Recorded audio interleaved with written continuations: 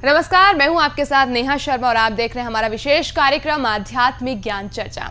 और आइए शुरुआत करते हैं कार्यक्रम की और जानते हैं विचार जगत गुरु तत्वदर्शी संत रामपाल जी महाराज, सतलोक आश्रम बरवाला, जिला हिसार हरियाणा, बनाम हंसादेश पंथ के प्रमुख संत श्री सतपाल जी महाराज, पंजाबी बाग, दिल्ली के विचार। गीता ज्ञानदाता अध्याय 4 के श्लोक 34 में जिस तत्वदर्शी संत के पास जाकर तत्व ज्ञान को समझने के लिए कहता है, उस तत्वदर्शी संत की पहचान क्या है?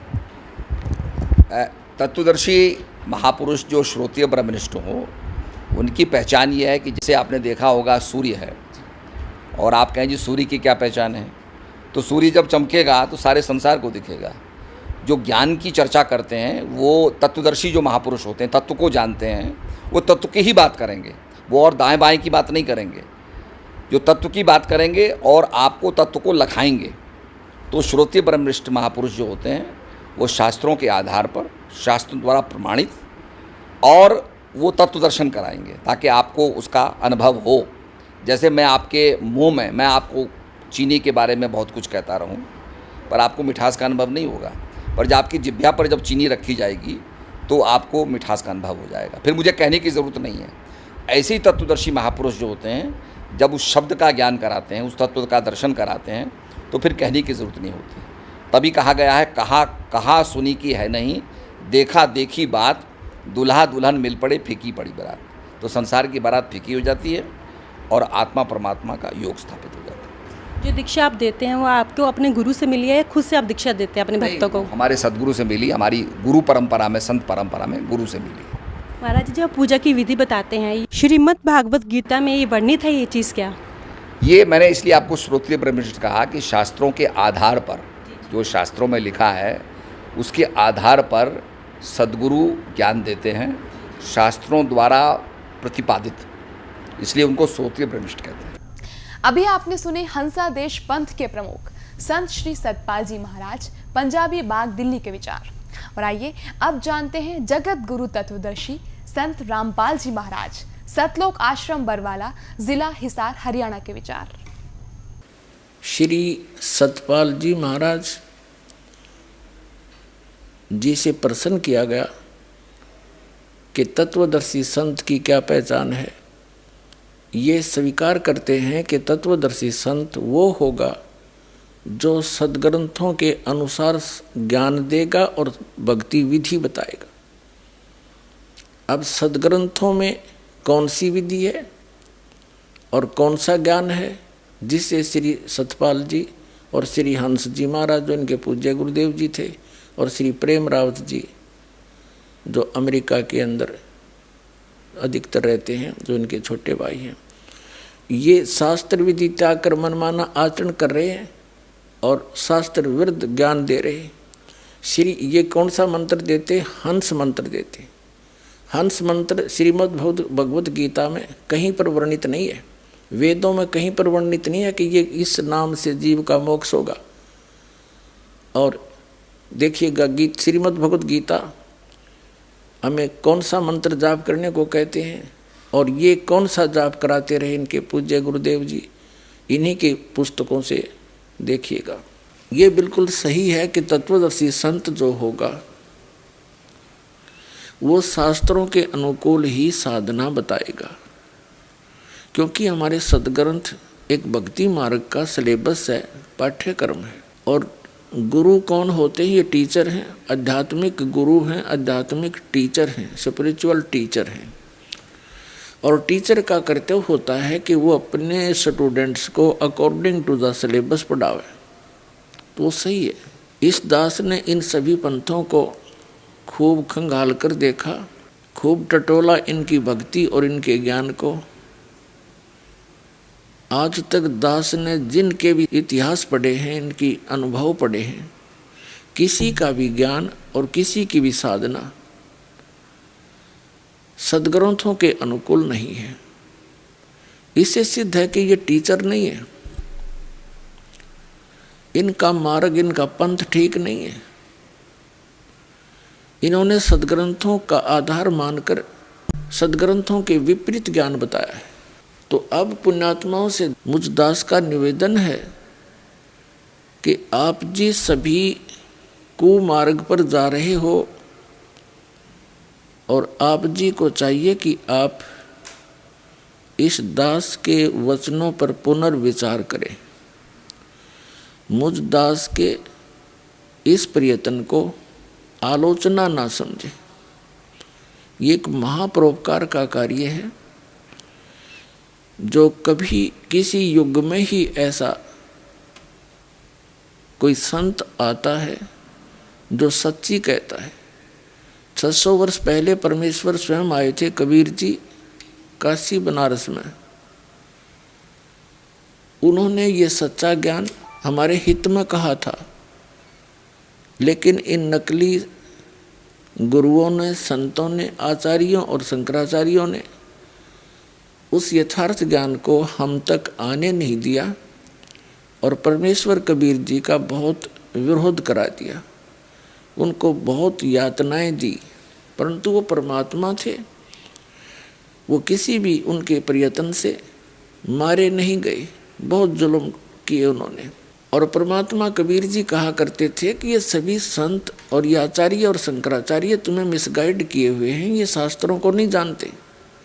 लेकिन ये बात उस समय हमारे गला उतरी नहीं, क्योंकि हमारे जो धर्मगुरु थे वो ये कह दिया करते थे कि कबीर जी शिक्षित नहीं है, ये तो धानक जाति में, जुलाहा जाति में प्रगट है। और उस समय केवल शास्त्रों को पढ़ने का अधिकार केवल एक ब्राह्मण वर्ग को था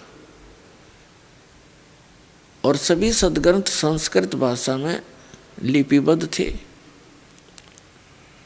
तो उस समय इन नकली गुरुओं की, आचार्यों और शंकराचार्यों और मंडलेश्वरों की या दाल गल गई इस पॉइंट पर कि कबीर जी अशिक्षित हैं, ये सद्ग्रंथों को नहीं जानते, ये पढ़े ही नहीं है। तो हमने यही मान लिया कि सचमुच जो ज्ञान सद्ग्रंथों में है वो सत्य है और कबीर जी सद्ग्रंथ नहीं पढ़ सकते, इसलिए इनका ज्ञान शास्त्र अनुकूल नहीं हो सकता। तो ये हमारी बहुत भारी भूल थी। ज्ञान कोई अक्षर ज्ञान से नहीं होता, अक्षर ज्ञान तो एक भाषा विशेष का ही होता है और भाषा का कार्य है अपने विचारों को दूसरे तक पहुंचाना। वो किसी भी भाषा में हो, वो यथार्थ ज्ञान हो, चाहे वो संस्कृत भाषा में हो, चाहे वो इंग्लिश लैंग्वेज में हो, चाहे वो पंजाबी में हो या अपनी मातृभाषा या लोकल क्षेत्रीय भाषा में हो, ज्ञान श्रेष्ठ हो। तो परमेश्वर कबीर जी ने एक सिंपल लैंग्वेज में, एक साधारण भाषा में वही सद्ग्रंथों वाला यथार्थ ज्ञान बोला था जिसको जन साधारण आसानी से समझ सकता है। तो वो ज्ञान आदरणीय धर्मदास साहिब जी ने परम पूज्य कबीर परमेश्वर जी के द्वारा बोले गए ज्ञान को लिपिबद्ध किया था, जो आज हमारे पास कबीर सागर, कबीर साखियों, कबीर बीजक, कबीर दोहावली, कबीर शब्दावली आदि के नाम से कई ग्रंथ उपलब्ध हैं और उनके अंदर परमात्मा ने वही ज्ञान वर्णित किया है जो हमारे पवित्र वेदों में, पवित्र पुराणों में, पवित्र श्रीमद् भगवद गीता, बाइबल और कुरान में जो आज विद्यमान है। तो पुण्यात्माओं, एक तो इससे हमें यह सिद्ध हो गया कि कबीर जी अशिक्षित होते हुए सब सद्ग्रंथों का ज्ञान जानते थे और सद्ग्रंथों, वेदों और गीता में जो ज्ञान नहीं है उससे भी आगे का जानते थे। तो वो परमात्मा है। जैसे श्रीमद् भगवद गीता अध्याय नंबर 4 के श्लोक नंबर 34 में कहा है कि उस तत्व ज्ञान को तू तत्वदर्शी संतों के पास जाकर समझ, उनको दंडवत प्रणाम करने से और कपट छोड़कर उनसे प्रसन्न करने से वो तत्वदर्शी संत तुझे तत्व ज्ञान का उपदेश कराएंगे। वो तत्व ज्ञान कौन सा है? गीता अध्याय नंबर 4 के ही श्लोक नंबर 32 में स्पष्ट किया है कि सच्चिदानंद घन ब्रह्म की वाणी में, यहाँ इन्होंने अनुवाद गलत कर दिया। ब्रह्मणे शब्द का अर्थ इन्होंने वेद कर दिया, ब्रह्मणे मुखे का अर्थ अनुवादकर्ताओं ने गलत कर दिया। इन्होंने वेद की वाणी लिख दिया। वेद वाला ज्ञान तो गीता ज्ञानदाता बोल ही रहा है। उसने तो कहा कि इन वेदों से भी और गीता में मैं जो ज्ञान दे रहा हूं इससे भी हटकर है कोई ज्ञान, वो तत्व ज्ञान है। तो यहाँ इन्होंने ब्रह्मणे मुखे का अर्थ कर दिया। वेद की वाणी यहाँ करना चाहिए था सच्चिदानंद घन ब्रह्म की वाणी में, यानी परम अक्षर ब्रह्म की वाणी में उसने अपने मुख से बोली है। वो ब्रह्मणे मुखे यानी सच्चिदानंद घन ब्रह्म के मुख से उच्चरित वाणी में विस्तार के साथ धार्मिक युगों का ज्ञान यानी अनुष्ठानों की जानकारी दी गई है। और उसको जानने के बाद फिर प्राणी सभी कर्मों से छुटकारा पा जाता है। तो वो तत्व ज्ञान गीता ज्ञानदाता ने कहा कि वो कोई अन्य ज्ञान है और उससे गीता ज्ञानदाता भी परिचित नहीं है। इसी प्रकार यजुर्वेद अध्याय नंबर 40 के श्लोक नंबर 10 से लेकर 13 में स्पष्ट किया है कि कोई तो परमात्मा को संभवात कहता, संभवात माने उत्पन्न होने वाला, जैसे श्री राम और श्री कृष्ण जी के रूप में, और कोई इसको असंभवात यानी वो उत्पन्न ही नहीं होता, वो निराकार है। तो उसमें लिखा है कि वो जन्म लेता है या नहीं लेता है, वो साकार है या निराकार है, इसकी जानकारी वो तत्वदर्शी संत बतावेंगे, उनसे सुनो। इससे सिद्ध हो गया कि वेद ज्ञानदाता भी उस तत्व ज्ञान से अपरिचित है। फिर विद्वान और अविद्वान की परिभाषा बताते हुए यजुर्वेद अध्याय नंबर 40 के और श्लोक नंबर 11 से लेकर 13 तक स्पष्ट किया है कि कोई तो जिसको अक्षर ज्ञान हो गया उसको विद्वान कह देते हैं, और जो अविद्या जिसके पास अक्षर ज्ञान नहीं है उसको अविद्वान कह देते हैं। विद्वान और अविद्वान की जानकारी भी वो तत्वदर्शी संत बताओगे, उनसे सुनो। तो पुण्यात्माओं, ये दास है वो तत्वदर्शी संत जो सर्व शास्त्रों के अनुकूल ज्ञान देता है और सर्व सद्ग्रंथों के अनुसार भक्ति की विधि बताता है। अब आप शिक्षित हैं, सद्ग्रंथ हमारे पास उपलब्ध हैं और आपके ऊपर ऐसी मेहर की है भगवान ने कि आप अपने घर बैठे इन सद्ग्रंथों के दर्शन कर सकते हो। प्रोजेक्टर के माध्यम से यहाँ हम सत्संग में भी दिखाते हैं और टीवी के माध्यम से, सीडी के माध्यम से, पुस्तकों के द्वारा उनके सब रेफरेंस फोटोकॉपियाँ लगा लगा कर आपके पास भेज रहे हैं। तो आप जी ने वो सद्ग्रंथ खरीदने की भी आवश्यकता ना पड़े, और फिर भी अविश्वास होता है तो अवश्य देखें और उनको मिलाएं, और फिर अपना वो पंथ, अपना वो मार्ग जिस दिशा में आप जा रहे हो अपने शास्त्र अनुकूल कर लो। इसमें बुद्धिमता है। अब जैसे कोई व्यक्ति सफ़र कर रहा है और वो कह रहा है कि मैं दिल्ली जा रहा हूँ, हिसार से चले हैं, हिसार से कोई दिल्ली जा रहा है हरियाणा से, और वो पहुँच रहा है सिरसा, सिरसा से आगे को जा रहा है और उससे कोई पूछ रहा है आप कहाँ जा रहे हो, वो कहता मैं दिल्ली जा रहा हूँ। दूसरा जा रहा है जोधपुर की तरफ, वो भी कह रहा है मैं दिल्ली जा रहा हूँ। कोई जा रहा है इधर लुधियाना साइड में, यहाँ हिसार से, और उससे कोई पूछता है कि आप कहाँ जा रहे हो, कि मैं दिल्ली जा रहा हूँ।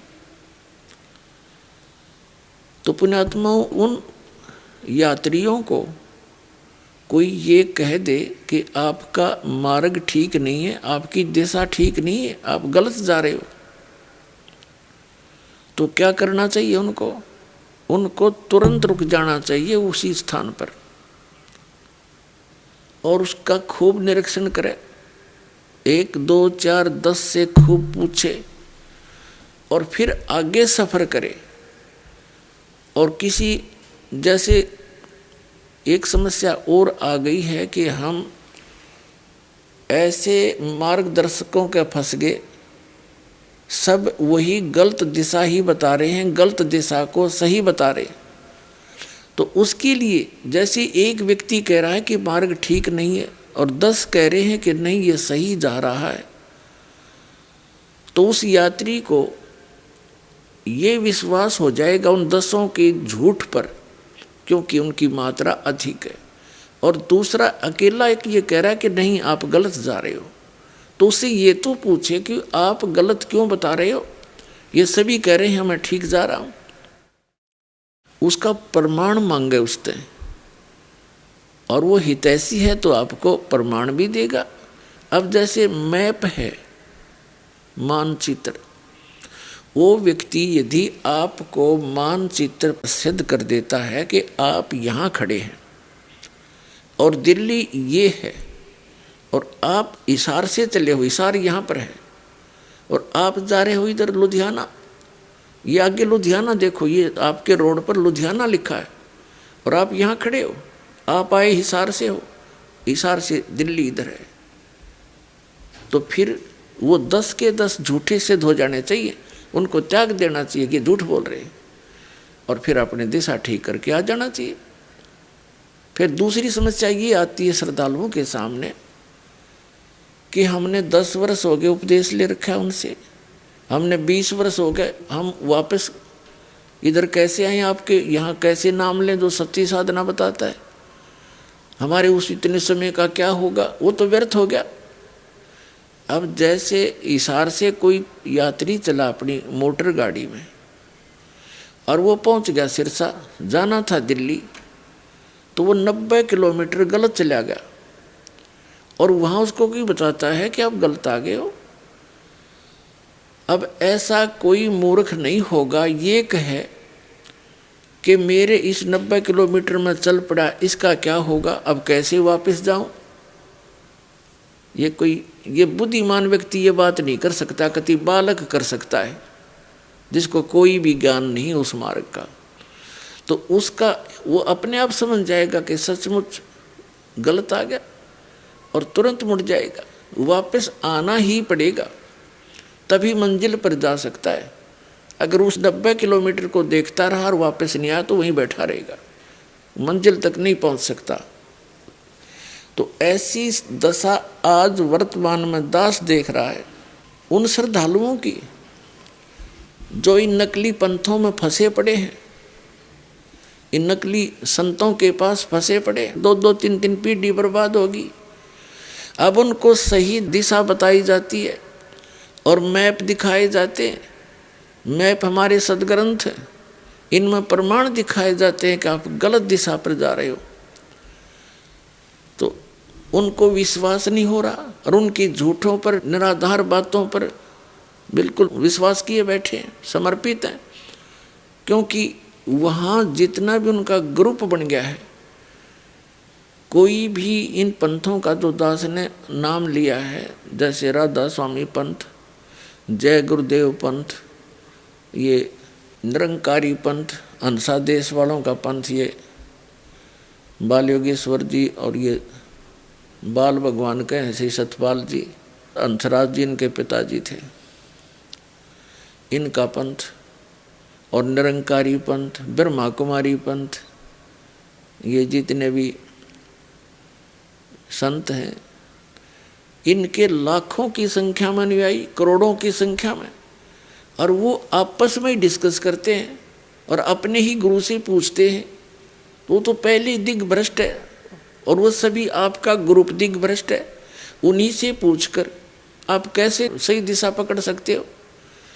दास प्रत्येक को कह रहा है कि आपकी दिशा गलत है, आपका वे ऑफ वर्शिप, पूजा का मार्ग गलत है, और प्रमाण दिखा रहा है कि देखो मैप ये बता रहा है। तो कम से कम इन प्रमाणों को देखकर आप जी को चाहिए कि अपनी दिशा बदलें, और जो दास के पास वो उपलब्ध है सच्चा भक्ति मार्ग, और सच्ची साधना जो हमारे सदग्रंथों में प्रमाणित है उसको ग्रहण करो। अब इस दास के इस निर्णायक प्रयत्न को, एक परमार्थी प्रयत्न को आलोचना ना समझे, ये आपकी बहुत बड़ी भूल होगी। जैसे ये नकली नोट छापे जाते हैं, कोई निकम्मे टाइप के लोग दुनिया को ठगने के लिए नकली नोट बना देते हैं, छाप देते हैं 1000 का, 500 का, 100 का, जैसे भी, और सरकार उनको पकड़ती है। पकड़ के फिर कैसे निर्णय बताती है, दोनों असली और नकली, ओरिजिनल एंड डुप्लीकेट, दोनों को समाचार पत्रों के माध्यम से, टेलीविज़न यानी इलेक्ट्रॉनिक मीडिया के माध्यम से निर्णय करके बताते हैं कि डुप्लीकेट में ये डिफेक्ट है, ये त्रुटि है, ओरिजिनल ऐसा होता है। तो सरकार आलोचना नहीं कर रही थी, बहुत बड़ा परोपकार किया, ना लाखों लोग ठगे जाते, गरीब आदमी मारे जाते। तो ये दास बस इतना ही कर रहा है, अपने सदग्रंथ दिखाता हूँ कि ये ओरिजिनल है और ये अनुभव इन संतों का है, ये ज्ञान है, ये इनसे मेल नहीं खाता, ये डुप्लीकेट है, और ये संत भी डुप्लीकेट है, इनको त्याग दो, ओरिजिनल नोट ग्रहण करो। तो क्या ऐसा मूर्ख कोई होगा? सामने देखकर तुरंत तरफ जाना चाहिए, फिर भी उनका कोई जू नहीं रेंग रही है, तो उन्होंने भांग पी रखी है इस अज्ञान की। अज्ञान का नशा उनका इतना हो गया है कि उनको ये समझ में नहीं आ रहा कि मैं क्या कह रहा हूँ, ये दास कह रहा है, और फिर भी उनसे चिपके बैठे हैं, उस गलत नोट को सीने से लगाए बैठे हैं। उसको फेंक और तुरंत ओरिजिनल बढ़िया ग्रहण करे। आगे पीछे जो हुआ सो हुआ, आगे तो बच जाओगे। अब प्रसंग चल रहा है, ये एक हंसा देश नाम का पंथ है, और जिसके प्रवर्तक हैं श्री हंस जी महाराज, और उनके 2 पुत्र हैं। वो तो शरीर छोड़कर चले गए सन 1966 में। उनके 2 पुत्र हैं श्री सतपाल जी महाराज, जिसको ये बाल भगवान कहते हैं, उनके श्रद्धालु, और उनसे छोटे हैं जो वो श्री प्रेम रावत उर्फ बाल योगीश्वर कहलाते हैं, जो अमेरिका में रहते हैं, वहीं मैरिज कर रखी है। यहाँ वो नहीं आते हैं, बहुत कम आते हैं। पहले तो यहाँ से ही स्टार्ट किया था उन्होंने, फिर इन दोनों भाइयों का आपस में कोई मनमुटाव होने से वो यहाँ नहीं आ पाते हैं, बहुत कम आते हैं कभी कभी। तो कहने का भाव ये है दास का कि इन्होंने करोड़ों व्यक्तियों को अपने पीछे लगा रखा है, और इनको अध्यात्म मार्ग का कख भी ज्ञान नहीं, न इनको परमात्मा का पता कौन है। ये श्री विष्णु जी के पुजारी हैं, श्री कृष्ण जी के, और गीता जी को सत्य मानते हैं, और ये हंस नाम देते हैं, है बाहर और से अंदर, हम बाहर से अंदर, और कहते हैं इसी को उल्टा कर लेते सो हम बन गया। फिर सो हम नाम भी जाप का देते हैं, सो बाहर हम अंदर। ये हंस नाम और सो हम नाम है कहीं गीता जी में। श्रीमद् भगवद गीता अध्याय नंबर 8 के श्लोक नंबर 13 में गीता ज्ञानदाता कहता है कि मुझ ब्रह्म का केवल एक ओम अक्षर है, नथिंग एल्स।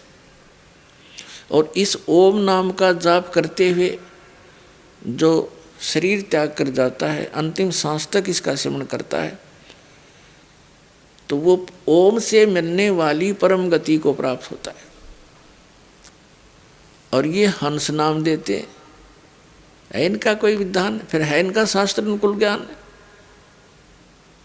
अभी दिखाता हूँ आपको। ये है हंस योग प्रकाश नाम की एक पुस्तक है। ये हंस जी महाराज हैं, योगीराज परम संत सदगुरुदेव श्री हंस जी महाराज प्रकाशक हैं, श्री प्रेमनगर आश्रम रजिस्टर हरिद्वार से। ये कहाँ से छपी है? ये है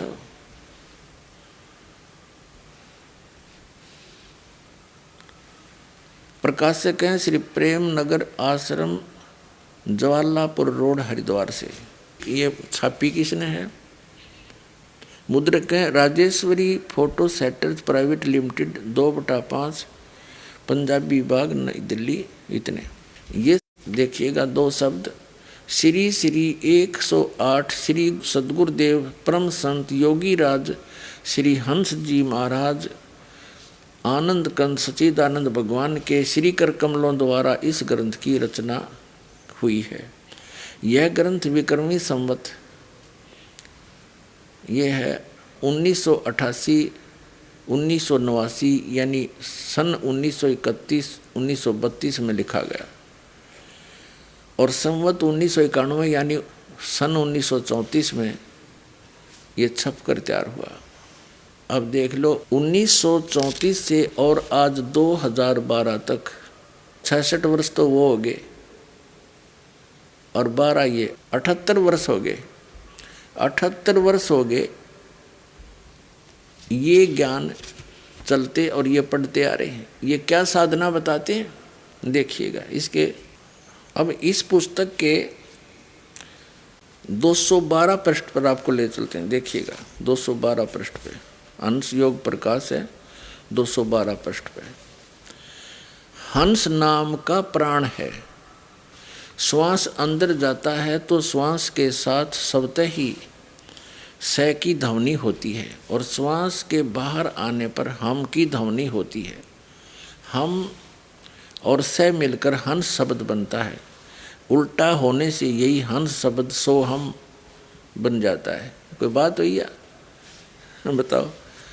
कहते हैं हंस का उल्टा कर ले सो हम बन गया। उल्टा किए करने की जरूरत है जब सीधे बता रखे। गीता में नाम ओम नाम है नथिंग एल्स, ये बकवाद गढ़ रखी इन्होंने, कितना संसार डबो दिया। आगे देखो इसी 212 पृष्ठ पर हम पढ़ रहे हैं। सोहम शब्द की ध्वनि सभी प्राणियों के प्रति श्वास में होती रहती है। इसी को अजप्पा जाप कहते हैं।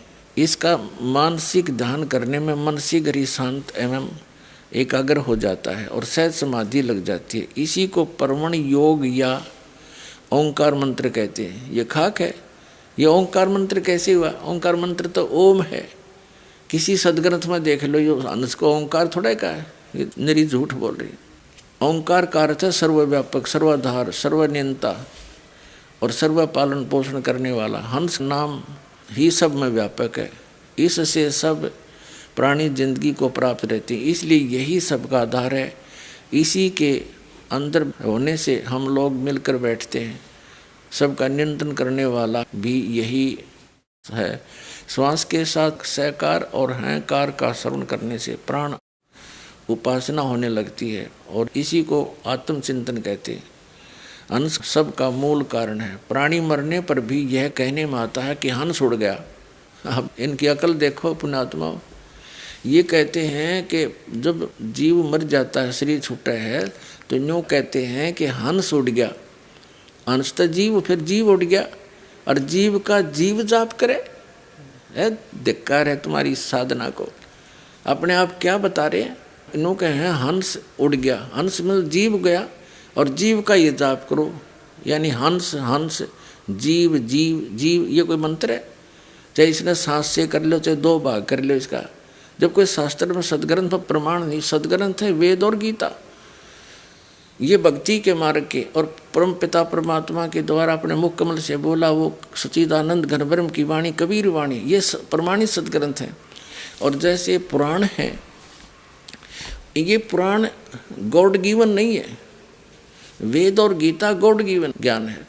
पुराण क्या है? श्री ब्रह्मा जी ने वेदों को पढ़ा, जैसा उसकी बुद्धि ने काम किया, अपना अनुभव और जो भी सृष्टि आदि उसके जीवन के बाद की जो सृष्टि है वो बोली, जो घटना घटी वह सुना दी।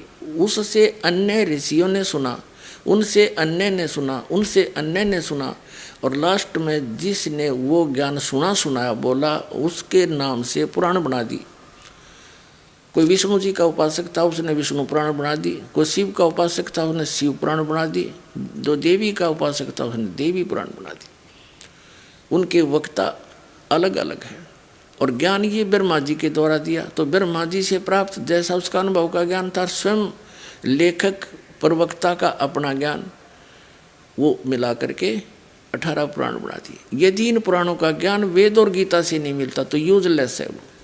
वो एक व्यक्ति विशेष का ज्ञान है, किसी ऋषि विशेष का ज्ञान, उसका अपना अनुभव है, और वो अनुभव वेद और गीता और परमात्मा सच्चिदानंद घन ब्रह्म की वाणी से नहीं मेल खाता तो यूजलेस है, वो व्यर्थ है। तो ये व्यर्थ ज्ञान है इनका। अब देखिएगा, ये खुद कहते हैं, जब ये हंस योग प्रकाश 212 पृष्ठ हम पढ़ रहे हैं, प्राणी के मरने पर यही कहने में आता है कि हंस उड़ गया। कोई बात है, फिर हंस तो फिर जीव उड़ गया, जीव निकल गया, और जीव की पूजा बता रहे। हंस नाम माने जीव का, इस हंस यानी जीव की पूजा बता रहे हैं। हमारे मानस हृदय में भी हंस निवास करता है, वो जीव ही रहता है हृदय में। हमारी रामायण हंस की ही गाथा है, हंस की गाथा है, वो तो श्री रामचंद्र की गाथा है। या फिर 220 पृष्ठ पर देखिएगा, इसी हंस योग प्रकाश यानी श्री हंस जी का अनुभव है। ये 220 पृष्ठ पे यहाँ जाते हैं। योग अभ्यास काल में चलते फिरते सोते जागते सब समय में योगी को हंस मंत्र का जाप करना चाहिए। जीव का जाप करे, जीव जीव जीव जीव जीव, हंस हंस हंस हंस, ये कोई बात है? बड़का खिलौना बना रखे ना, उसे प्राण चलते हैं, वह हम करके बाहर निकलता है और सह करके अंदर प्रवेश करता है। ये देखो, इस तरह अंशो अंशो शब्द से बार बार फिरते रहने से उल्ट कर सोहम हो जाता है। इन कितना बकवाद कर ले, ये कोई बात है इनकी? जब हंस जाप है, उसे कुछ भी हंसो हंसो हंस, हंस का और सोहम बन गया। तुम गीता को सत्य मानते हो, गीता में ओम मंत्र है, ये लाए कहाँ तो तुम हंस और सोहम। कबीर साहब कहते हैं, सोहम शब्द हम जग में लाए और सार नाम सार शब्द हमने गुप्त छिपाए। कबीर परमेश्वर के पृथ्वी पर इस कलयुग में प्रकट होने से पूर्व ये सोहम शब्द किसी सदग्रंथ में, वेद और गीता में नहीं है। तो अब इन्होंने अपने उस अज्ञान मंत्र को, व्यर्थ मंत्र को सोहम से जोड़ने की कुचेष्टा की है, और सोहम के भी 2 भाग कर लिए। अरे कमाल के बाद मोटरसाइकिल ने 20 तक तोड़ ले, एक पहियानों का यो इधर घुमा लो और इसने इधर ले जाओ, उसका काम बिगाड़ दिया तुमने। वह बढ़िया बना दी, वह बनी बनाई ठीक थी, वो सीधा ही रहना चाहिए था, वो तभी काम करती। ऐसा बट्ठा बैठा रखे न ज्ञानी तत्वज्ञानहीन प्राणियों ने। और कब आगे ये योगेश्वर, महर्षि, मंडलेश्वर, आचार्य और शंकराचार्य के पद प्राप्त करके इनको कह भी ज्ञान नहीं अपने सदग्रंथों और अध्यात्म मार्ग का और भक्ति मार्ग का। इसी हंस योग प्रकाश पुस्तक के पृष्ठ नंबर 227 पर इन्होंने परमात्मा कबीर जी की वाणी को अपने अज्ञान को सिद्ध करने के लिए प्रमाण में ली है, और कह रहे हैं हंस का उल्टा सोहम बनकर सोहम जाप करो। कबीर साहब क्या कह रहे हैं कि अकेला सोहम जाप करने से जीवन व्यर्थ हो जाएगा। अकेला सोहम जाप करने का नहीं है, इसको सोम सोम जप मरे व्यर्था जन्म गंवाया। वो सोहम मंत्र किसी और मंत्र के साथ जुड़कर ये 2 अक्षर के मंत्र बन जाते हैं, और वो सतनाम है 2 अक्षर का मंत्र, उसके साथ सोहम जोड़कर वो जाप सही काम करता है, भगवान का बताया हुआ। और ये कबीर साहब की वाणी अपने समर्थन में ले रहे हैं, और ये अंश को भी ओंकार ओम से करने की चेष्टा करते हैं। और कबीर साहब कहते हैं ओंकार निश्चय भया, ये ओम नाम है ब्रह्म का। कहती है ब्रह्म भी है, लेकिन ये करता नहीं है, ये कंप्लीट गॉड नहीं है। देखिएगा, ये हंस योग प्रकाश नाम महिमा 227 पृष्ठ पे यहाँ पर लिखा है, आदि नाम पारस है, मन है मैला लो। ये कबीर साहब की वाणी है। परसती कंचन भया और छुट्टत बंधन मो, आदि नाम, ये सार शब्द है, ये सार नाम है आदि नाम। आदि नाम निज मूल है और मंत्र सब डार, कहे कबीर निज नाम बिन बोड मुआ संसार। अब आदि नाम कौन सा है? जैसे सनातन, आदि माने सनातन मंत्र, सार नाम, सार शब्द गीता जी अध्याय नंबर 17 के श्लोक नंबर 23 में उस आदि नाम का संकेत है। ओम तत्सत इति निर्देश है ब्रह्मण तिर्विदय समर्थ है। ब्राह्मणा तेन वेदा च यज्ञा च विहिता पुरा। ओम तो ब्रह्म का है, जो गीता जी अध्याय नंबर 8 के श्लोक नंबर 13 में कहता है कि ओम इति एकाक्षरम ब्रह्म व्यवहारण माम अनुसमरण यह प्रयाति तजन देहम स याति परमाम गतिम। मुझ ब्रह्म का, क्योंकि गीता ज्ञानदाता श्री कृष्ण में बोल रहा है, वो ब्रह्म जो विष्णु और ब्रह्मा और शिव जी के जो पिताजी हैं, उसने प्रतिज्ञा कर रखी है कि मैं कभी किसी के समक्ष अपने ओरिजिनल रूप में नहीं आऊँगा। इसलिए गीता जी अध्याय नंबर 7 के श्लोक नंबर 24-25 में कहता है कि ये बुद्धिहीन जन समुदाय मुझ अव्यक्तम व्यक्तिम आपनम मनन्ते अबुधा, मुझ अव्यक्त को मैं छुपा रहता हूँ अपनी योग माया से, मैं किसी के समक्ष नहीं आता। और ये बुद्धिहीन मुझे मनुष्य रूप में श्री कृष्ण मान रहे होंगे, आई एम नॉट कृष्ण। वो तो कृष्ण में बोल रहे थे, फिर कृष्ण जी से बाहर निकल कर इतना स्वरूप दिखाया, कृष्ण जी दिखे नहीं अर्जुन ने, केवल वो उसका प्रकाश। ये कहते हैं भगवान ज्योति है, और अर्जुन ने भी भगवान की ज्योति देखी। अर्जुन ने तो ज्योति प्रकाश, उस ज्योत स्वरूप उस साकार भगवान को देखा था। उसके शरीर का प्रकाश था इतना, हजारों सूर्य जितना।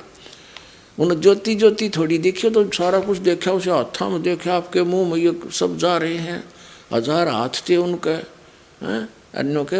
अर्जुन ने भी गीता में भगवान की ज्योति देखी थी। भगवान ने, अर्जुन ने तो साकार नर आकार उसका प्रकाश में तेजों में शरीर युक्त देखा था।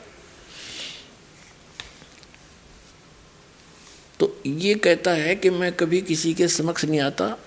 और गीता जी अध्याय नंबर 4 के श्लोक नंबर 5 और 9 में कहता, अर्जुन तेरे और मेरे बहुत जन्म हो चुके हैं, तू नहीं जानता मैं जानता हूँ। मेरे जन्म और कर्म अलौकिक हैं।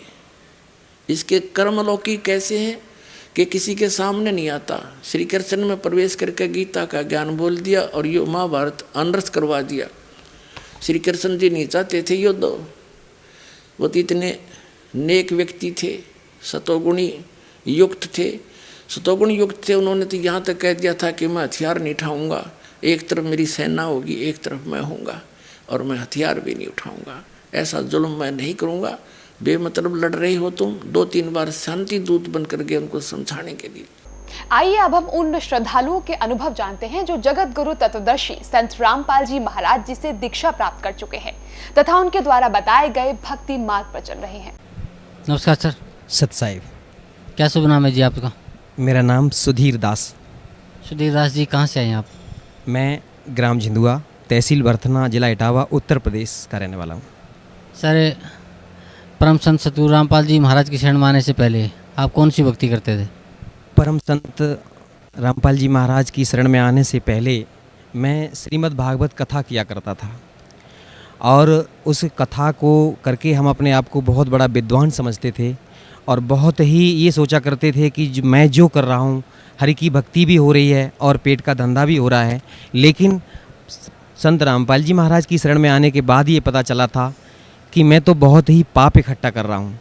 सर, आप कथावाचक थे, श्रीमद् भागवत कथा आप करते थे, भगवत गीता जी की कथा आप करते थे और अपने आप को एक बहुत बड़ा विद्वान समझते थे, और इससे आपकी रोजी रोटी भी चलती थी और आप समझते थे कि भगवान की भक्ति भी साथ साथ हो रही है। तो फिर सर आप परम संत सतगुरु रामपाल जी महाराज की शरण में कैसे आए? संत रामपाल जी की शरण में आने से पहले मैं कथा भागवत जो करता था, तो ये एक बड़ी लंबी कहानी है, बड़ी रोचक कथा। मैं कथा भागवत करने के उद्देश्य से बम्बई में गया हुआ था। तो ट्रेन में मैं चल रहा था, वहाँ पर मुझे ये पुस्तक भक्ति सौदागर को संदेश मिली। हमारी 2 बहनें थीं जो उस ट्रेन में जो पुस्तक बांट रही थीं। तो एक तो मतलब जो टेम्पलेट ले रखा था उन्होंने, और पीछे से दूसरी पुस्तक लेकर के चल रही थी। तो टेम्पलेट पर मैंने देखा है कि कौन ब्रह्मा का पिता है, कौन विष्णु की माता, शंकर का दादा कौन है, इस तरीके के जो सवाल मेरे दिमाग में कभी उठे भी नहीं थे। ऐसे सवाल देख करके मैं तो बड़ा हैरान रह गया। और जब मैंने पूछा, मैंने कि भाई ये पुस्तक कहाँ मिलेगी, तो उन्होंने इशारा किया कि वो पीछे हमारी बहन जी आ रही हैं, वो आपको ये पुस्तक देंगी। तो मैंने वो पुस्तक ले ली। पुस्तक को जैसे ही संयोग से मैंने खोला तो उस पर ये संसार रूपी उल्टा वृक्ष का चित्र जो छपा हुआ था, उस चित्र को देख करके मैंने देखा उस पर जड़ पर पूर्ण ब्रह्म परमेश्वर कबीर साहब की तस्वीर लगी हुई थी। तो मैं चूँकि अपने आप को बहुत बड़ा विद्वान मानता था और मैंने उसको देख करके मैंने हंसना शुरू किया। मैंने कि ये देखो, कबीर को परमेश्वर बता दिया पूर्ण ब्रह्म, और ये ब्रह्मा विष्णु महेश को तो डालियाँ बता रखा है इसमें। तो वो हमारी बहन जो पुस्तक लेकर के चल रही थी, तो उन्होंने कहा कि आप क्या जानते हो कबीर साहब के बारे में। मैंने कि मैं सब कुछ जानता हूँ, ये तो एक जुलाहा थे और लहर तारा तालाब के किनारे नीरू और नीमा को पड़े हुए मिली थे, ये तो किसी विधवा ब्राह्मणी के पैदा हुए थे। तो वो कहने लगी कि आप मूर्ख हो। मैं उस समय, जैसे आज ये पैंट शर्ट पहन रखे हैं मैंने, उस समय तो मैं कुर्ता और धोती में रहता था, क्योंकि मैं अपने आप को बहुत बड़ा वक्ता मानता था। मैंने कहा कि मैं तो सब कुछ जानता हूँ, आप ऐसे कहते हो, मैं तो कथावाचक हूँ। वो हमारी बहन बोले कि आप कुछ नहीं जानते हो, आप मूर्ख हो। इस शब्द को सुन करके मैंने अपने आप को वहाँ उस भरी ट्रेन में बड़ा अपमानित महसूस किया। मैंने सोचा, मैंने चलो ज़्यादा बात को नहीं बढ़ाऊँगा। मैंने कहा बहन जी आपकी पुस्तक कितने की है? कि बोले 10 रुपये की। मैंने वो पुस्तक ले ली और पुस्तक को पढ़ना शुरू किया। तो जहाँ मैं जा रहा था, थोड़ी ही पुस्तक पढ़ पाई, तब तक मैं वहाँ पहुँच गया और उस घर में जहाँ मेरा प्रोग्राम था वहाँ पहुँच गया मैं। फिर उसको मैंने स्टेप बाय स्टेप जब पढ़ना शुरू किया तो कभी तो मन में आता, बोले कितना घटिया लिखा है इसमें, तो गलत लिखा है, ऐसा नहीं है, वैसा नहीं है। बड़े दिमाग में उल्टे सीधे प्रश्न आ रहे थे। लेकिन फिर जैसे जैसे पढ़ते गए तो बर्दाश्त जब नहीं हुआ, एक जगह जाकर के मुझे रुक जाना पड़ा। उसमें लिखा था कि द्रौपदी का चीर कृष्ण ने नहीं बढ़ाया था, वो पूर्ण ब्रह्म परमेश्वर कबीर साहब ने बढ़ाया था। तो चूँकि मैंने तो यही पढ़ रखा था जो शास्त्रों में लिखा था कि कृष्ण भगवान ने चीर बढ़ाया है, तो मैं इस चीज़ को देख करके बड़ा हैरान हो गया और मैंने सतलोक आश्रम बरवाला के लिए उस पुस्तक पर लिखे हुए फ़ोन नंबर तुरंत डायल कर दिए। और यहाँ पर जो हमारे कोई भगत जी ने फ़ोन उठाए, उन्होंने कहा, मैंने उनसे पूछा, मैंने कि आपके यहाँ से ये पुस्तक छपी हुई है भक्ति सौदागर को संदेश? बोले हाँ जी छपी हुई है। तो आपने उसमें पृष्ठ संख्या इतने पर ये कैसे लिख दिया है कि ये कृष्ण ने चीर नहीं बढ़ाया? तो वो कहने लगे कि भगत जी बिल्कुल सही है, आप पहले पूरी पुस्तक पढ़ो, ज्ञान समझो, और जो भी शंकाएं हों आप यहाँ आ जाइए, अब मैं आपकी सारी शंकाएं समाधान कर दूंगा। मैंने कहा आप कुछ नहीं है, इस तरीके से तो आपने गलत बोल रखा है, ऐसा नहीं है, कहीं कोई प्रमाण नहीं है। बोले कि सब कुछ प्रमाण सहित मिल जाएगा, आप यहाँ आओ। तो मैंने फिर उस पुस्तक को फिर पढ़ना शुरू किया, क्योंकि मैं एकादशी व्रत भी रहता था। और जैसे इस गीता प्रेस गोरखपुर से प्रकाशित एक पुस्तक चलती है वहाँ से जो एकादशी मातम के नाम से, तो वो पुस्तक मैंने पढ़ी। उस पुस्तक में मैंने ये पढ़ रखा था कि एकादशी का व्रत एक तरफ और दुनिया के सारे व्रत एक तरफ, यानी कि सबसे बड़ा व्रत होता है। और राजा अम्बरीश की कथा सुनाया करता था जब मैं मंच पर बैठ करके, तो उसमें जो दुर्वासा ऋषि जैसे ऋषि के छक्के छुड़ा दिए थे उन्होंने, तो वो भी एकादशी का व्रत ही रखते थे, ऐसा उसमें लिखा हुआ था। तो मैं ये मानता था कि ये व्रत सबसे सर्वश्रेष्ठ है। लेकिन जब ये पुस्तक पढ़ी भक्ति सौदागर को संदेश, उसमें ये पता चला कि ये व्रत रखना तो ये मना किया हुआ गीता में, फिर तो ये शास्त्र विधि को ताक करके मनमाना आचरण हो गया।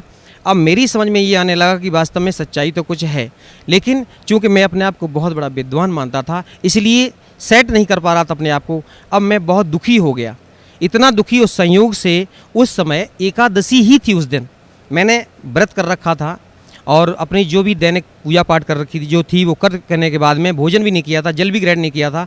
अब मैं बड़ा हैरान था, इतना दुखी मैं अपने आप को ये सर्टिफाई नहीं कर पा रहा था कि ये जो पुस्तक में लिखा हुआ ये सत्य है या जो मैंने अभी तक पढ़ा वो सत्य है। ऐसी उधेड़ बुन में पूरा समय निकल गया, रात हो गई, अब मुझे नींद नहीं आ रही थी। मैं इतना दुखी, जैसे किसी को पुत्र शोक हो जाता है, उससे भी बढ़कर के मुझे इतना दुख था कि वास्तव सच्चाई क्या है। ये ऐसे ही मतलब सोचते पता नहीं मेरी कब आंख लग गई और उसी समय सपने में हमारे परम पूजनीय सदगुरुदेव जी के रूप में परमात्मा स्वयं आकर के हमसे कहने लगे, बोले बेटा ये जो आज तुझे ये मार्ग प्राप्त हो रहा है ये है सच्चा मार्ग, वो अभी तक जिस मार्ग पर तू चल रहा था ये झूठा है बिल्कुल। इसको देखने के बाद में मैंने एकदम से मेरी आंख खुल गई, देखा उस समय सुबह के 4 साढ़े 4 बजे का समय था।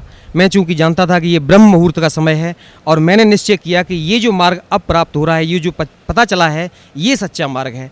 तो मैंने एकदम से अपने आप को सेट किया, मैंने कि अब चाहे कुछ भी हो जाए मैं अब सतलोक आश्रम बरवाला जाऊँगा। अब जैसे ही मेरा वहाँ से कार्यक्रम समाप्त हुआ, मैं जब वापस आया यहाँ अपने इटावा में, मेरे पिताजी चूँकि शंकर जी की साधना किया करते थे। मैंने उनको बताया, मैंने कि पिताजी आप ये साधना करते हो, ये गलत साधना है।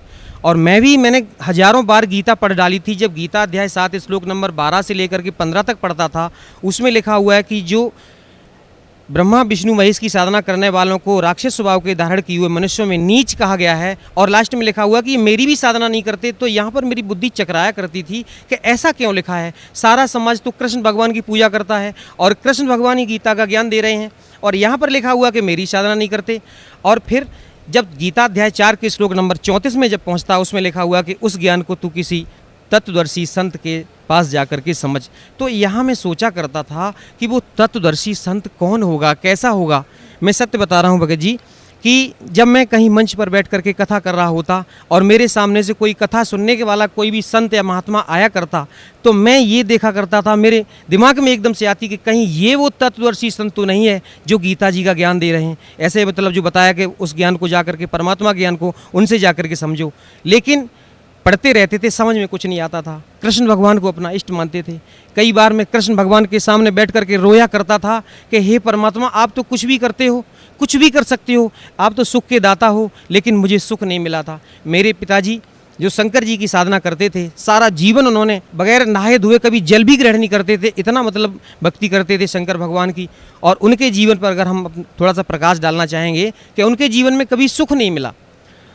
जब उन्हें किसी प्रकार का कोई सुख नहीं मिला, भक्ति इतनी ज़्यादा करते थे, लेकिन आध्यात्मिक लाभ तो बहुत दूर रहा, वैसे भी कोई उनको लाभ नहीं हुआ। भरी जवानी में उनकी आंखें खराब हो गईं, इतने दुखी रहते थे, साधना करते थे, फिर भी आगे चल कर के धीरे धीरे, हम 2 भाई थे, हमसे बड़े भाई जो थे वो भी हमारे भाई और भाभी दोनों लोग चल बसे। उनके जीवन में इतना कष्ट आया, इतना कष्ट मिला उन्हें, कभी कोई सुख नहीं मिला, क्योंकि इतना उनको दुख मिला और भक्ति फिर भी चलती रही। मेरी माताजी भी शेरावाली की भक्ति करते थे और हम भी बचपन से ही पता नहीं कैसे अपने को सेट किए हुए थे। कृष्ण भगवान को, विष्णु भगवान को, शंकर जी की जैसी साधना हमारे घर में चल रही थी, हम भी उसी साधना को कर रहे थे। लेकिन उस साधना से ना तो मुझे कोई लाभ हुआ, ना हमारे परिवार वालों को, उल्टा कष्ट पर कष्ट ही आते रहे। और हम प्रार्थना किया करते थे कि मालिक मुझे सुख दे। जब मैं कथा भागवत करने लगा तो मैंने ये सोचा कि मेरे ऊपर अब कृष्ण भगवान ने बड़ी दया की है, क्योंकि अब तो ये हमारा धंधा भी चलने लगा था, पैसा भी मिलता था, इज्जत सम्मान सब कुछ मिलने लगा। तो अब मेरी समझ में ये आ रही थी कि इन कृष्ण भगवान ने ही मुझे सब कुछ दे रखा है, सारा सुख दे दिया, ये सुख के दाता हैं। लेकिन फिर भी मन में कहीं ना कहीं अशांति जरूर रहती थी। तो मैंने अपने पिताजी से आकर के बताया, मैंने कहा पिताजी जो आप साधना कर रहे हो, ये तो इसमें पुस्तक में लिखा हुआ कि सब गलत साधना है। जब मैंने उस पुस्तक को पढ़ करके उनको सुनाया, पहले तो वो नहीं माने, बोले कि बिल्कुल झूठ है ये। लेकिन जब मैंने क्रम से उस पुस्तक को पढ़ करके सुनाया, सृष्टि रचना पढ़ के सुनाई, तो सारी कहानी उनके समझ में आई। पिताजी को इतनी तड़प बनी कि चलो जल्दी करो। उस समय हम उनको लेकर के और सतलोक आश्रम बरवाला के लिए चले। तो हमारे गांव के और भी भगत लोग चल दिए, लगभग 12-15 लोगों को लेकर के हम यहाँ पर आ रहे थे। जैसे ही हम रोहतक में पहुँचे तो रोहतक में उतर करके हमने देखा, मैंने चलो अब ट्रेन का पता करता हूँ यहाँ से कितने बजे मुझे ट्रेन मिलेगी। वो रोहतक की जो ट्रेन थी वो उधर भिवानी की तरफ जा रही थी, इसलिए मुझे वो छोड़नी पड़ी। तो लोगों ने बताया कि आपको यहाँ से ट्रेन मिलेगी जींद के लिए, आपको जींद जाना है। तो मैं अब ट्रेन का पता करने के लिए जैसे ही गया वहाँ पर, तब तक कुछ काल के ऐसे दूत लग गए, कुछ वहाँ पर आकर के हमारे जो साथियों को उन्होंने भ्रमित कर दिया। अरे कि आप कहाँ जा रहे हो? उन्होंने बताया कि मैं बरवाला जा रहा हूँ, संत रामपाल जी महाराज के आश्रम में जा रहा हूँ, सतलोक आश्रम में। तो उन्होंने कहा अरे वहाँ क्यों जाते हो, वो तो बहुत बड़ा जादूगर है, वो तो बहुत बड़ा तांत्रिक है, और वहाँ जाओगे तो फिर तो आपको इतना वो बसीभूत कर लेगा कि आपका दुनिया में कहीं मन नहीं लगेगा, बार बार भाग करके इधर आओगे। ऐसे कह करके उनको भ्रमित कर दिया। और मैं जैसे ही ट्रेन का पता करके आ रहा था, तब तक एक सज्जन कह रहे थे, बोले कि मेरी भक्तमती एक बार करौथा आश्रम में चली गई थी और उनको वहाँ पर प्रसाद दे दिया था। मैंने वो प्रसाद मैं उनको ग्रहण नहीं करने दिया, भैंस की नांद में फेंक दिया। तो वो मूर्ख कह रहा था कि वो भैंस खूंटा तोड़ करके सतलोक आश्रम करौथा में पहुँच गई थी, ऐसा जादूगर है वो। तो अब क्या हुआ, तो हमारे और जो साथी थे वो कहने लगे भाई तो हम नहीं जाएंगे वहाँ पर। तो मैंने उनसे कहा, मैंने कि आप लोगों की सबसे बड़ी भूल तो ये है कि आप विश्वास बहुत जल्दी करते हो। पहले तो आपने मेरी बात पर विश्वास किया, आप यहाँ तक आ गए, अब इन लोगों पर विश्वास कर रहे हो। ऐसा ना करो, आप पहले मेरी बात मानो, चलो हम जड़ तक चलेंगे, जहाँ सच्चाई का मतलब पता लगा के आएंगे वास्तव में सच्चाई क्या है। तो कुछ लोग नहीं माने, वो कहे नहीं हम तो घर जाएंगे। हम कहे तो भैया ठीक है, आपको जाना है तो जाओ। मैं और मेरे पिताजी, हम दोनों लोगों ने दृढ़ निश्चय किया कि हम लोगों को बिल्कुल जाना ही है और सच्चाई का पता लगा करके लौटेंगे। अब हम जैसे ही यहाँ बरवाला पहुँचे, बरवाला पहुँचने के बाद मैंने फ़ोन किया मैंने कि मैं यहाँ पर रोडवेज बस स्टैंड पर खड़ा हूँ, तो यहाँ सतलोक आश्रम की वहाँ गाड़ी लेकर के जैसे ही पहुँचे भगत जी हमारे, हम लोगों को लेके आए, तो मन में बड़ी शांति आई कि भाई जी तो बहुत अच्छे लोग हैं। अब जैसे ही हमने अपने आप को ये सेट कर रखा था कि सतलोक आश्रम में पहुँचेंगे तो वो कोई जादू तांत्रिक होंगे, वो कुछ खाने पीने के लिए सामान देंगे जैसे उन्होंने बताया था, तो हम खाएंगे नहीं, चलो देख लेंगे वहाँ पर। लेकिन जैसे ही सतलोक आश्रम बरवाला में जैसे ही प्रवेश किया, वो पुराना वाला जो दौलतपुर रोड पर आश्रम है उसमें जैसे ही प्रवेश किया, मैंने वहाँ पर अपने बहुत से लोगों को देखा। ऐसा लगा कि इन लोगों को से हम पता नहीं कितने दिनों से इनसे परिचित हैं, कितने दिनों से इनको जानते हैं। एक भगत जी हमारे पास आकर के एकदम से तुरंत हमसे गले लिपट गए, बोले भगत जी कितने दिनों बाद आप आए हो। ऐसा लगा कि इनको हम पता नहीं कितने दिनों से जानते हैं, और बड़ा अच्छा सा लगा। फिर उन्होंने मुझे सारी व्यवस्था दिखाई, नाम लिया, उपदेश लिया। मेरे ऊपर संत रामपाल जी महाराज की दया 11 अक्टूबर सन 2009 को हुई थी। उसके बाद में मालिक ने मेरे साथ बहुत चमत्कार किए। सर, परम संत सतगुरु रामपाल जी महाराज की शरण माने के बाद आपको क्या लाभ मिला? सबसे बड़ा तो लाभ मुझे ये मिला कि जब हम लोग सतलोक आश्रम बरवाला पहुँचे और सतगुरुदेव जी से उपदेश लेने के बाद में दर्शनों के लिए जब गए, पिताजी मेरे साथ थे। चूँकि मेरे पिताजी, मैंने आपको पहले बताया भगत जी, उनको दिखाई नहीं देता, आंखें खराब हो चुकी हैं, तो मैंने क्यों उंगली पकड़ करके ले जा करके दर्शन के लिए ले गया। तो मेरे पिताजी सतगुरुदेव की चरणों में फूट फूट कर रोने लगे। वो कहने लगे, बोले बेटा आप क्यों रोते हो? तो जब ये शब्द मैंने सुना कि ये मेरे पिताजी की उम्र उनसे ज़्यादा लग रही थी और उन्होंने बेटा शब्द कहा, तो मेरे दिमाग में हथौड़ा सा लगा। बोले कि ये कैसे कह सकते हैं, कोई भी ऐसा नहीं कह सकता है, अपने से उम्र में बड़े को बेटा नहीं कह सकता, ये तो स्वयं परमात्मा ही है। और मैंने जब दंडवत प्रणाम किया तो कहने लगे, बोले बेटा तू नहीं जानता है, तुझे कैसे निकाला मैंने, ऐसे परमात्मा की शरण में तू आ गया है, तेरा उद्धार हो गया। मेरे पिताजी फूट फूट कर रोने लगे। वो कहने लगे, क्यों रोते हो?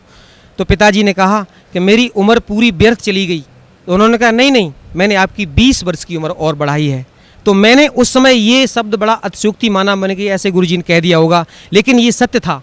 हम लोग जब उपदेश लेने के बाद घर वापस पहुँचे, पिताजी पर एकदम अचानक उन पर अटैक पड़ा और इतनी हालत उनकी बिगड़ने लगी, मुझे ऐसा लगा कि अब इनकी मृत्यु होने वाली है। लेकिन परमात्मा ने ये शब्द बोला था, मुझे उस पर विश्वास था कि कोई भी संत होता है, जो परम संत होते हैं, सद्गुरु होते हैं, वो झूठ नहीं बोलते हैं, जो कह देते हैं वो सत्य होता है। मैंने तुरंत सतलोक आश्रम बरवाला में फ़ोन लगाया और उनको बताया, मैंने भगत जी मेरे पिताजी की हालत ऐसे ऐसे बहुत ज़्यादा ख़राब हो रही है। तो उन्होंने कहा कि अमृत जल और प्रसाद जो रखा है उसको दे दो, और दंडवत प्रणाम करने के बाद में परमात्मा से प्रार्थना करो और जितनी जल्दी हो सके आप शीघ्र यहाँ ले आओ। भगत जी 2 बार अटैक पड़ा उनको, और उसके बाद में हालत जैसे ही मैंने उनको प्रसाद और अमृत जल दिया, उनकी हालत में तुरंत सुधार हो गया। उसके बाद में मैं तुरंत ही वहाँ से निकला और सतलोक आश्रम बरवाला में आकर के सदगुरु देव जी के चरणों में दंडवत प्रणाम किया। और इस तरीके से मालिक ने आज तक, अब मेरे पिताजी को किसी प्रकार की कोई दिक्कत नहीं है, और जैसा उन्होंने कहा था कि उनकी उम्र बढ़ाई है, वो बिल्कुल स्वस्थ हैं। इस समय उनकी उम्र लगभग 86 वर्ष की हो रही है। उसके बाद में हमारे साथ और बहुत से चमत्कार किए, मेरी स्वयं उम्र बढ़ाई, मेरे बच्चे को जीवन दान दिया। एक बच्चा मेरा बड़ा वाला एक दिन एक पेड़ पर जमनी खाने के लिए चढ़ गया था, और उस पेड़ से अचानक वो गिरा। जहाँ पर गिरा था वहाँ पर चारा खिलाने के लिए, बैलों को चारा खिलाने के लिए ये नांद जो बना रखी होती है, उसके और बीच में एक खूंटा गड़ा हुआ था, उनके दोनों के बीच में गिरा। अगर मान लीजिए सिर उसकी उसमें लगता पक्की चट्टान सी थी तो सिर फट जाता तो उसकी मृत्यु हो जाती। अगर खूंटे के ऊपर गिरता कहीं भी, मतलब पेट में या कहीं घुस जाता, तो उसकी मृत्यु हो जाती। उस दिन उसका मृत्यु योग था, लेकिन मालिक ने इतनी दया की कि उस नांद और खूंटे के बीच में वो गिरा। थोड़ा सा हाथ में चोट लगी, जो मालिक की दया से वो अब बिल्कुल सही है, ऐसे उसकी जान बचाई। और एक दिन छोटा बेटा मेरा यहाँ सतलोक आश्रम बरवाला में आया हुआ था मेरी माताजी के साथ में, और यहाँ से जब जो लोग वापस जा रहे थे, चूँकि इटावा रेलवे स्टेशन पर इनको उतरना था, लेकिन माताजी तो उतर गई, वो छोटा बच्चा उतर नहीं पाया और ट्रेन चल पड़ी। ट्रेन चल पड़ी तो माताजी एकदम दहाड़े मार मार के रोने लगी कि मेरा बच्चा चला गया, मेरा बच्चा चला गया। हमारे और भी गुरु भाई हमारी माताजी के साथ में थे, उन्होंने मेरे पास फ़ोन किया, बोले भगत जी आपका छोटा बेटा ट्रेन से नहीं उतर पाया है और माताजी इस तरीके से बहुत ज़्यादा रो रही हैं। तो मैंने उनसे कहा कि माताजी से आप कहो कि वो चुपचाप घर जाएँ, वो परमात्मा का बच्चा है, वो मेरा बच्चा नहीं है, मालिक अपने आप दया करेंगे, वो बच्चा अपने आप घर आ जाएगा, आप चिंता ना करो। चूँकि मैं घर पे था तो ये फ़ोन पर वार्ता हो रही थी, हमारे पड़ोसी और लोग सुन रहे थे, तो वो उनको पता चला वो क्या हो गया है। तो मैंने कहा मैंने ऐसे ऐसे छोटा बेटा जो है वो ट्रेन में बैठा चला गया, वो उतर नहीं पाया है। तो वो लोग हंसी उड़ाने लगे, खिल्ली करने लगे कि आप तो कहते हो आपके परमात्मा हैं संत रामपाल जी महाराज, तो अब देखो आप परमात्मा होंगे। तो मैंने कहा आप चिंता ना करो, आप ऐसा मत बोलो, आप नहीं जानते हो, वो परमात्मा ही हैं, और अभी बच्चा देखना थोड़ी देर बाद अपने आप वापस आ जाएगा। और मैं इस विश्वास के साथ, मैं तो बिल्कुल दृढ़ हो गया था, मैंने कि कुछ नहीं होगा, वो अपने आप परमात्मा दया करेंगे, और मैं चाह करके भी कुछ नहीं कर सकता था। लेकिन कुछ लोग कहने लगे अरे आप जा कर के आगे देखो, अगली स्टेशन पर शायद उतर जाए। मैंने कि मुझे कोई टेंशन नहीं है। लेकिन फिर भी जब ज़्यादा लोगों ने कहा, हमारी भक्तमती बड़ी दुखी होने लगी, मैंने कहा आप चिंता ना करो, आज मालिक की दया से पूरा परिवार हम लोग परमात्मा की शरण में है। तो उन्होंने कहा कि आप जाओ, दुखी होने लगी। मैंने कहा आप चिंता ना करो, चलो मैं जाता हूँ। तो मैंने जैसे ही घर से और निकला था तो मैं क्या देख रहा हूँ कि उधर से वो बच्चा मेरा अपने आप चला आ रहा है रोड पर। अब मैं उसके पास पहुँचा, मैंने पूछा मैंने माताजी को कहाँ छोड़ दिया। वो कहने लगे माताजी इटावा में उतर गई थी, मैं उतर नहीं पाया। मैंने कि आप कहाँ उतरे हो। तो अगला स्टेशन जो था वो वहाँ उतर गया। जैसे मान लीजिए छोटा सा बालक था और उससे कोई कह रहा, बोले बेटा यहाँ उतर जाओ। उसका जो बैग था उसमें दीक्षा फार्म था यहाँ सतलोक आश्रम बरवाला का, वो चला गया, सारे कपड़े चले गए और वो बच्चा उतर के आ गया। तो मैंने बेटा तुम यहाँ कैसे पहुँचे। तो वो कहने लगा कि कोई अंकल जी आए थे और मुझे साइकिल पर बिठा करके इधर से लेकर के इधर आए। तो मैंने कि वो चले किधर गए। बोले वापस चले गए। मैं समझ गया कि ये परमात्मा का ही काम है, ये कोई जीव की ताकत नहीं, ऐसा नहीं कर सकता है। और मेरे साथ में मेरी स्वयं उम्र बढ़ाई मालिक ने। मैं एक बार भिंड जिले से लौट करके अपने इटावा आ रहा था, मारुति वैन में आगे बैठा हुआ था। 60-65 की स्पीड में मारुति वैन, ड्राइवर ने उसको बहुत कंट्रोल किया, लेकिन पता नहीं उसकी स्टीयरिंग फेल हो गई, क्या हो गया, वो सीधी जा करके एक दीवार में घुस गई। तो आगे का जो डैशबोर्ड था, मैं आगे ही बैठा हुआ था क्योंकि ड्राइवर के साथ में, तो ड्राइवर की जो साइड थी उसने अपनी साइड तो बचा ली, लेकिन जिस साइड में बैठा हुआ था वो एकदम से ऐसी गाड़ी पिस गई, मैं उसमें फंस गया। तो मैंने अपने आप को ऐसा महसूस किया कि मेरी दोनों टांगें कट चुकी हैं और नीचे से, यहाँ से लेकर के नीचे का धड़ जो है वो मेरा समाप्त हो गया है और अब तेरी मृत्यु निश्चित है। उसी समय जैसे मान लो मेरे से कोई कह रहा है कि बेटा सतनाम का जाप कर। मैंने सतनाम का जैसे ही जाप किया, अभी 2 मिनट ही हुए थे, एकदम से शरीर में चेतना हुई। जैसे मान ली मैंने अपने आप को महसूस किया हो कि कोई मुझे नीचे से एकदम से आशीर्वाद दे करके, बिल्कुल वो परमात्मा की दया थी कि मेरा शरीर बिल्कुल सही है। मैंने अपने आप को सही महसूस किया कि टांगें भी सुरक्षित हैं और भी किसी प्रकार की कोई दिक्कत नहीं है। अब क्या हुआ, मुझे चूंकि मैं फंस गया था, पीछे खींच करके निकाला गया और हमारी चोट भी यहाँ पर लगी हुई थी, बहुत ज़्यादा ब्लड निकल रहा था। उस दिन मेरा मृत्यु योग था, लेकिन मालिक ने मेरे ऊपर दया की, मुझे जीवन दान दिया। मुझे अनायास ही वो शब्द याद आ गए जो मैंने कभी बचपन में किसी तांत्रिक से पूछा था। एक बार मैंने एक तांत्रिक से, वो हाथ देखने वाला आ गया था, उससे मैंने अपने जीवन, चूँकि दिखाया करते थे पहले, ऐसे धारणा बनी रहती थी, तो उसने मुझे बताया था, बोले बेटा आपकी 35 वर्ष की आयु में मृत्यु हो जाएगी। तो मैंने ये झूठ माना था और उसने ये भी कह दिया था कि आपके भाई की भी मृत्यु 35 वर्ष में हुई है और आपकी भी मृत्यु 35 वर्ष में होगी। उस दिन मैंने, जब वो दिन तुरंत मुझे याद आ गया, उस दिन दास ये पूरा 35 वर्ष का हो चुका था। तो मैंने समझ लिया कि ये मालिक ने दया की, आज मेरा मृत्यु योग था। इस तरीके से मुझे मालिक ने मुझे भी जीवन दान दिया, मेरे ऊपर बड़ी दया की। सर, परम संत सतगुरु रामपाल जी महाराज से नाम उपदेश लेने के बाद आपको बहुत से लाभ मिले, आपको जीवन दान भी मिला, आपके बच्चों को जीवन दान मिला, आपके पिताजी को भी जीवन दान मिला। तो सर, भक्त समाज को आप क्या संदेश देना चाहते हैं? सबसे पहले तो मैं साधना चैनल वालों का बहुत धन्यवाद करना चाहूँगा कि उन्होंने सच्चाई हम लोगों तक पहुँचाई। हम लोगों को पता ही नहीं था कि वास्तव में सच्चाई क्या होती है, और साधना चैनल वालों का मैं बहुत ही आभारी हूं। और ख़ास तौर से मैं अपनी बहन नेहा शर्मा का धन्यवाद करना चाहूँगा कि जिस तरीके से उन्होंने हम लोगों के सामने उस कार्यक्रम को जो पेश किया है, उससे लोगों को बहुत अच्छी तरीके से समझ में आ रहा है। और साधना चैनल वालों का इतना धन्यवाद करना चाहूँगा कि उन्होंने सच्चाई को हम लोगों तक पहुँचाया, और मीडिया का काम भी यही है कि सच्चाई को सामने पहुँचाए। और भक्त समाज को ये संदेश देना चाहूँगा कि जो भी आज हमारे भाई जो राम कृष्ण विष्णु इनकी चक्कर में पड़े हुए हैं, जो हमारी तरीके से कथावाचक बन करके अपने आप को बहुत बड़ा विद्वान कह रहे हैं, मैं उनसे बार बार प्रार्थना करना चाहूँगा कि आप यहाँ सतलोक आश्रम बरवाला, जिला हिसार, हरियाणा में आओ। वो छोड़ दो झूठा नाम, और ये साधना करने से कोई लाभ नहीं है। और अपने आप को जो विद्वान मानते हो, आप विद्वान नहीं हो, आप पाप के भागी हो रहे हो। और सतलोक आश्रम बरवाला में स्वयं कबीर परमेश्वर के अवतार संत रामपाल जी महाराज आए हुए हैं, उनकी शरण में आने के बाद आपको कल्याण हो सकता है। नहीं तो विश्व में कोई भी संत, कहीं भी, कोई भी मंदिर मस्जिद में जाने से कोई भी आपका कल्याण नहीं कर सकता है। ये मैं सत्य कह रहा हूँ, और ये बिल्कुल ये यथार्थ है कि परमात्मा की शरण में आने के बाद ही आपका कल्याण संभव है, नहीं तो कहीं कल्याण संभव नहीं है। ये झूठी कथा भागवत करने से या किसी तरीके से अपने आप को विद्वान साबित करने से अपने आप को धोखा दे रहे हो, ये मनुष्य जीवन बर्बाद कर रहे हैं अभी आप। ये पूर्व जन्म के संस्कार आपके हैं जो आपको मिले हुए हैं। तो मैं आपसे प्रार्थना करना चाहूँगा कि जो लोग भी साधना चैनल के माध्यम से हमारी इस बात को सुन रहे हैं, मैं सबसे ये संदेश पहुंचाना चाहूँगा कि बहुत जल्दी शीघ्र अति शीघ्र बिना किसी पल को गंवाए हुए सतलोक आश्रम बरवाला जिला हिसार हरियाणा में आइए और सतगुरुदेव रामपाल जी महाराज से नाम दीक्षा लीजिए और अपना कल्याण करवाइए। सत साई। जी धन्यवाद आपका बहुत बहुत।